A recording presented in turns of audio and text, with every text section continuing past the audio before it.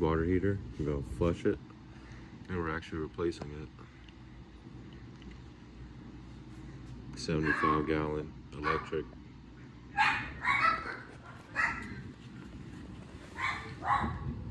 Thread on a garden hose, standard garden hose. Turn to the right, righty-tighty. Make sure the washer is in there so it doesn't leak onto the floor.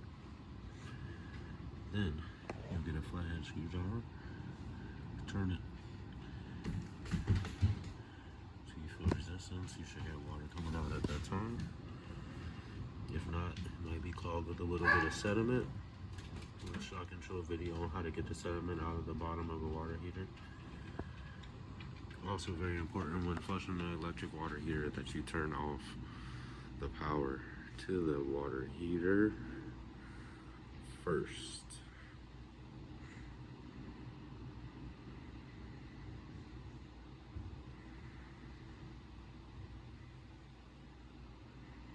Make sure that your garden hose is going to somewhere safe that the water heater can flush into, whether that's a floor drain inside the house, the yard outside,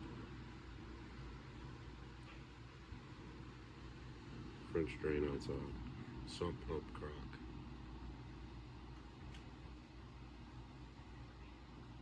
Once completed, turn off your valve. Turn off.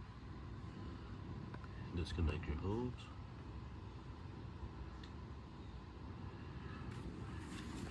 Then you'll turn your water back on. Give your water heater time to fill. Then go back to your power box and turn your water heater back on.